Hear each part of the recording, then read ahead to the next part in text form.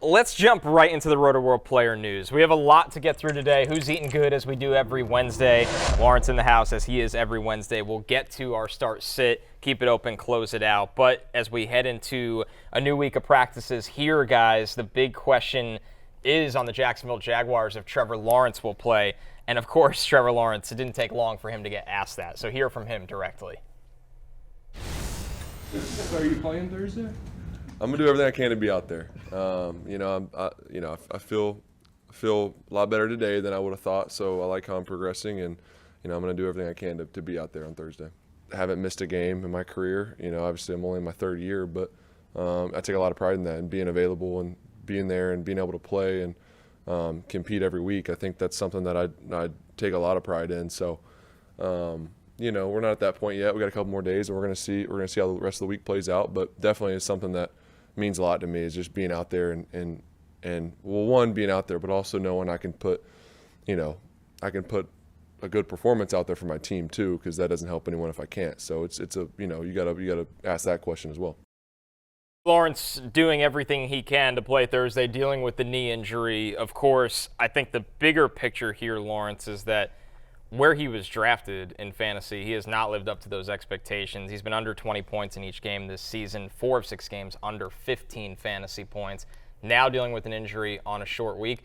With the state of quarterbacks this week and bye weeks, you're probably going to start him if he plays, but what can you expect with him in this offense? Yeah, like you said, he hasn't lived up to par so far this season, even while healthy. You obviously like to have him out there, whatever, you know how they say this player at this percentage is better than this player. Well, we could say that for Trevor Lawrence and his backup, C.J. Beathard.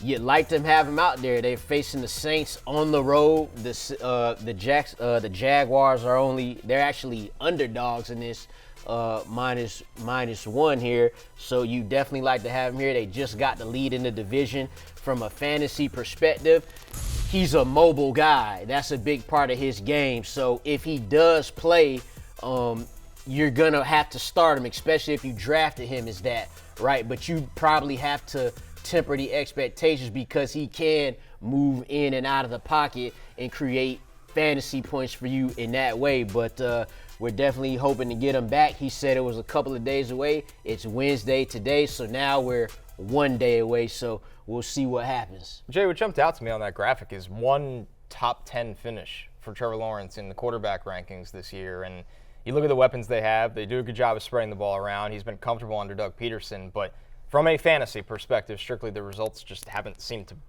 be there. Yeah, and I'd lean more to that's just bad luck. I think he's playing well. He's been really cruelled by drops this season. I think back mainly to that Week 2 game against Kansas City where there were drops in the end zone. They just haven't been able to convert on third down outside of that Buffalo game where he played well. But the thing with Lawrence is he just has such a high floor because of the rushing element that he adds, and he has so many weapons that I would expect that we've seen the worst of Lawrence so far. And also, for this game against New Orleans, I would expect that he will play. The line has moved from Saints -3 to Saints -1. It's trending back towards Jacksonville. Yep. And also, I mean, don't like to play doctor diagnosing off the tape, but it didn't look that bad, the little spray. You could be a Twitter fantasy doctor. Yeah, maybe that'll be good you hybrid don't need no brand degree for that. You just show up. Gambling, medical advice. I do like diagnosing. Fatherly advice. Put it in the bio. I do like diagnosing the tape with no credentials whatsoever.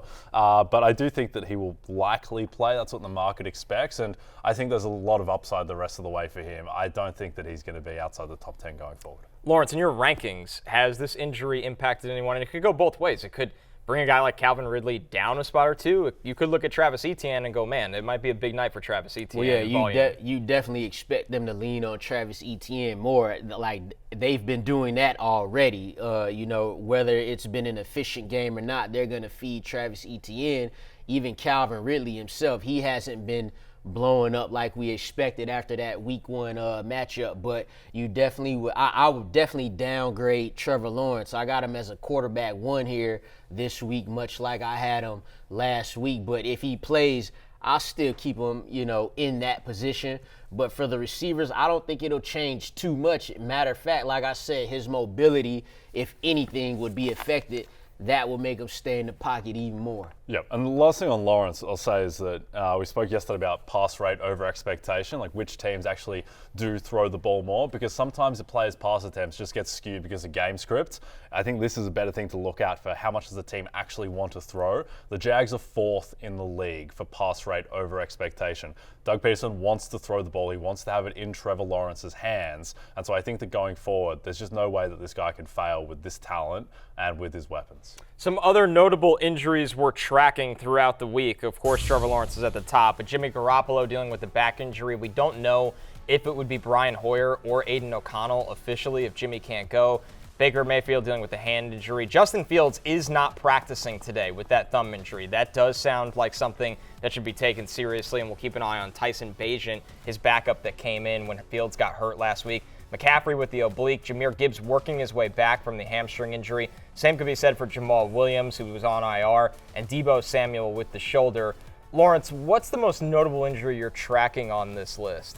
Well, it'll be Justin Fields there not practicing. And to be honest, we saw him not come back in the game. When a player doesn't come back in the game, it's not just nothing. You know what I'm saying? He couldn't grip the football on his throwing hand. We just saw Justin Herbert play with a finger injury, but on his non-throwing hand. When you're dealing with the hand that makes you the money, like, let's just chill out a little bit. So him not practicing doesn't surprise me at all, seeing is that he didn't come back in the game. And it looks like it's trending towards him not playing, still the middle of the week, but the fantasy world around him in Chicago will definitely be affected should he not be able to go. Jay, what are we looking at panic meter-wise with somebody like Jimmy G, who, yeah, it's Jimmy Garoppolo, but there's a big drop-off to the other two quarterbacks on this roster that people are starting Devontae Adams. They're starting Jacoby Myers and expecting big things. Josh Jacobs, and now even a guy we'll get to later, and Michael Mayer. Yeah, I think with Devontae Adams, he's almost quarterback proof just because of the talent and the targets that he's going to get, even if it is Brian Hoyer. I just could never envision benching Devontae Adams under any circumstance. Jacoby Myers perhaps a bit more susceptible, but still I think he can provide value. The thing is with this week, because it looks like if Jimmy misses, it's probably only going to be 1 week, they have the Bears secondary, which might be the worst in the league. And so I think that just gives you a certain flaw with those guys, but even if it is Brian Hoyer or if it's Aiden O'Connell, I think those guys are both going to be viable. It looks like the total in this game too, 37.5. So they're banking on, Jimmy G. Not that it'd be much higher if it was Jimmy G, but it'd be a little bit higher. Yeah. So when you see, the Raiders -3, that's expected, but the 37.5, that definitely makes it a little scary from a fantasy perspective. If it is a backup quarterback in there playing, just expect them to lean on Josh Jacobs a little bit more. Let's look at the Niners duo in the same capacity, right, with Christian McCaffrey and Deebo Samuel. I mean, this isn't anything we're not accustomed to in fantasy with both these guys with the injuries, and I think there's something to be said. One, Jay, this is really important for you, big test for Brock Purdy if both of them can't play. And Brandon Ayuk and George Kittle are still out there, so it's not like the Niners are without weapons. But I think it's safe to say that the Niners need to be delicate with both of these veterans who have plenty of injuries in their past. Yeah, certainly. And the thing with the Niners is that they're only a couple of weeks away from their bye. They play Minnesota Monday night, then they have Cincinnati, and then they're into the bye. So if these guys are dealing with something, they probably have the wiggle room to be able to give them some extra rest. At the same time, it doesn't seem like they do that, and they just throw these guys out there, where Deebo, after getting knocked in the ribs against the Giants, looked like he was done for the game, might be a bad injury, comes back like 2 plays later and is playing, lining up at playing running back. So they just run these guys. I do think the interesting thing here is that just with the damage that McCaffrey has taken and how banged up he is, he was on track for like 400 carries, which is just insane in this day and age. And the sneaky thing with McCaffrey is at the end of last year, he was in a timeshare. They weren't using him as a workhorse back. I think he was dealing with some stuff then. He didn't have more than 15 carries in any game but one of his last 6 last season. So I wouldn't be surprised if they scale it back a little bit. Certainly if he plays this week, I imagine that we're going to see some Mason, going to see some Elijah Mitchell. So I'd maybe temper expectations on McCaffrey even if he does play. Yeah, he's and if he does play, you have no fear of putting him in. Like, that's not even a question. If he plays, it's not a question of, should I put him in? You just do that as Christian McCaffrey. We rank him every week as the top running back in fantasy. But like you said, Jay, 100% expect especially the carries come down a little bit because he's most accustomed to getting half of his touches in the receiving game, but this season he's looking like he's trying to run for 2,000 yards. So when he does come back, definitely expect to see some Elijah Mitchell in there. Yeah, I think with McCaffrey, even if he is tempered, it doesn't really matter because he's still going to be the number one running back in fantasy if he's getting 15 carries a game because of the receiving work, because of the touchdown equity. It's more so that maybe Elijah Mitchell actually becomes viable in deeper leagues, or Mason becomes viable. And Elijah Mitchell could get one of those touchdowns too. So. Yep. Our last one here on the panic meter list are really more expectations. Jahmyr Gibbs, he's working his way back from injury. David Montgomery is going to miss some time. We can't say it enough. That's the designation we've been given. Yes, there, of course, is Craig Reynolds factored into this, Jay. But if Gibbs is healthy and Montgomery's not in this backfield, you would think they rely on a guy that was taken with the top 15 selection. I think so. And I think the most instructive sample that we have here is the game against Atlanta when Montgomery was out. And in that game, Gibbs got 17 carries. If he's getting 17 carries, you add that to what he gives you in the receiving game where he was, what was he, Connors? He's one of the most polished pass-catching running backs and come out of the explosive. draft. Yeah. So I think that, his ceiling is tempered by Montgomery coming back, but until he doesn't, Gibbs is going to be a massive weapon for them just because they don't, Craig Reynolds just is not particularly threatening going up against a very good Baltimore defense. They're going to be determined to, like he's not going to get a full workload. Dan Campbell said as much, even in that game versus Atlanta. They worked Craig Reynolds in there, but still Gibbs was able to get the 80 yards on the 17 carries there. But this is a chance to, if you drafted Jahmyr Gibbs, this is your time to shine because it doesn't, David Montgomery's not going to just miss one game. When they say he'll be out a little bit, that usually means multiple. So if you have Jahmyr Gibbs, this is your time to put him in. He's actually in my flex article for this week because he's become we thought he was going to be an RB2 type player, but at this point, he's more of a flex. So I got him in there this week, and I expect him to do something big. And with the amount of if he plays, of course, as we're tracking this, and the amount of touchdown equity that Montgomery has in this offense, it just opens up a little bit more for everybody else. All right, a piece of news here before we move on. The Eagles yesterday signed Julio Jones to a one-year deal. Sir. Julio is back. We haven't seen much of Julio over the last 2 years. Yeah, I'm picking him up. So I think the question is, Lawrence, not if Julio is fantasy relevant, but can this do anything to affect all of the Eagles that are extremely fantasy relevant, especially in an offense where we've become a little frustrated with Devontae Smith over the last couple of weeks? Yeah, I don't really think so too much, and you ain't going to find a bigger Julio fan than myself. But no, I don't think too much. Julio's there. He got him and A.J. Brown real tight. A.J. Brown was part of getting Julio to get to the Titans.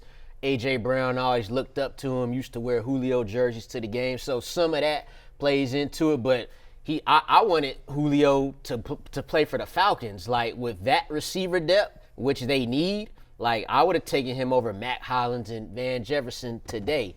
But he's just giving them a little veteran depth. If the hamstrings is good, he'll get him on a deep ball one time. So just some veteran depth. Around a young receiver group, but I don't think this is a threat to Devontae Smith. I think we just haven't gotten to see the best of Devontae Smith. We saw him drop that key pass against the Jets, which that would have brought his fantasy points up exponentially. He had room to go after that, but he couldn't bring it in. So, no, I don't think this is a threat to any Eagles receivers in any way. I think it's bad news for Olamide Zaccheaus. Outside of that, though, Quez Watkins is on IR, which has probably precipitated this move, but I can't imagine Julio is going to eat into Devontae Smith or A.J. Brown at this point. All right, our last piece of news here. Anthony Richardson officially elects for season-ending shoulder surgery. A really disappointing end to what was such a promising rookie season. This is somebody that, was one of the more explosive players in the NFL at that position. He was one of the guys in the mix for the Rookie of the Year. The Colts offense was very different under him because of his physical talent. And Jay, I think now you move over to Gardner Minshew, where we've had this discussion. With Gardner Minshew, you like Josh Downs a little bit more. Michael Pittman has just fed so many targets. I think without Richardson, it probably elevates the backfield in terms of the touchdown opportunities, but this offense becomes significantly less explosive. Yeah, and just less exciting, Right. which is what makes this such a bummer. But I think that, look, the sneaky thing, Minshew was terrible last week. He's Right. absolutely terrible. And even in the Baltimore game that they won a couple of weeks ago, Minshew took 5 sacks, wasn't very good in that game either. They're going to use their running backs more as a result. So Jonathan Taylor's value goes up. We'll see what Zach Moss's usage is. And then for guys like Pittman and Downs, they're going to see more passing. Minshew's just going to throw the ball more than Richardson did. But Connor, I'm interested just for the future outlook of Anthony Richardson. Like, what did you see from him this year? Do you think that going forward, like, he's a guy who's going to be taken as a top 5 quarterback next season? I think with the rushing ability, he should always be viewed in that light because the rushing sets his floor, and we saw him throw down the field. So what more can you ask for? I think what's concerning is, and I'll throw this to you as well, Lawrence, Richardson, who didn't get to play a lot at Florida, he was really great in his one season as a full-time starter. He took some tough hits this year. We saw him go through the concussion protocol. Now we see him go through the season-ending shoulder surgery. If you're Shane Steichen, knowing the upside this guy has as a pass catcher, does that make you cautious going forward with your play calling for Richardson as a runner?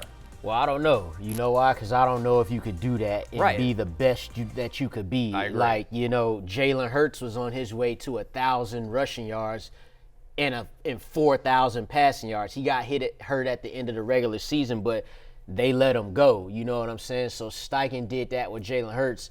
There's no way the Colts offense going forward could be their best if you do hold back. But what we did see from Anthony Richardson, and thankfully we saw him get out of the blocks good. Because, if he didn't, then there would be more questions.